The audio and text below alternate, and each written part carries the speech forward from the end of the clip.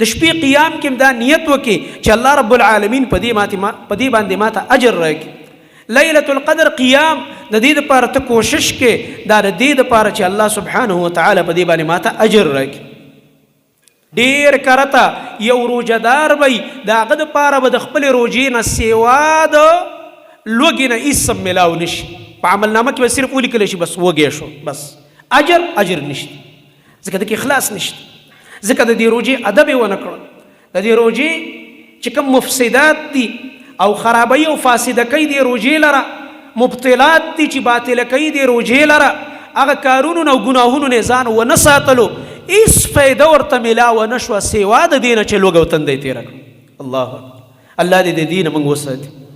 او ډېر کرته یو انسان به د شپې وی الله ته ولاړي، قیام به وکړي، خو ده ته به سوا د بې خوبۍ نه هېڅ هم میلاو نه شي، تش بس بې خوبه شو. بس اجر ځکه نشته دی چې اخلاص نشته، د الله رب العالمین رضا نشته دی. دا د زړه کیفیت زما محترم ورونو دا برابرول غواړي، دا جوړول غواړي. په دې وجه به رسول الله صلی الله علیه وسلم اکثر چې اعمال ذکر کول نو دا جمله به ورسره ویله چې یبتغي به وجه الله او یبتغي بها وجه الله. په دې صدقه د الله رب العالمین مخ لټوي او رضا، او په دې فلانی عمل د الله مخ او رضا لټوي. دا جمله به د څه دپاره ویله؟ دا به د دې دپاره ویله چې نیتونه هم سم کوي. همدای د رمضان باره کې موږ ته ویلي من صام رمضان ایمانا واحتسابا. احتساب دې ته وایي چې ته دا نیت وکړي چې الله رب العالمین په دې روژه ماله اجر راکړي.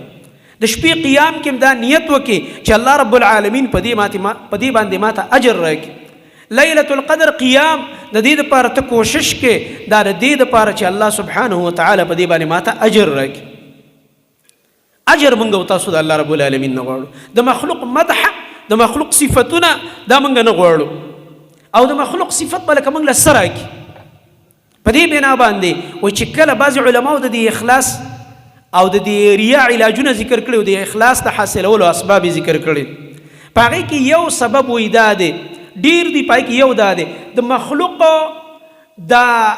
د جبو صفت د دې هغه تحقیر په دې زړه کې راواله چې دا ټول خلک زما صفت وکړي، ما ته به لکه څه میلاو شي، دی به ماله څه راکړي.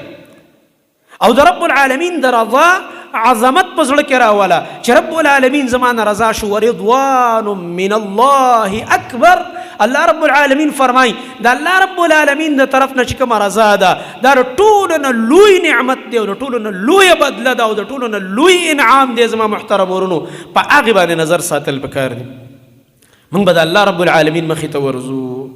نو په دې بنا باندې د مخلوق مدحي صفتونه د دې دپاره عمل او کار نه دی پکار، بلکې هر عمل د الله سبحانه وتعالی د رضا دپاره پکار دی.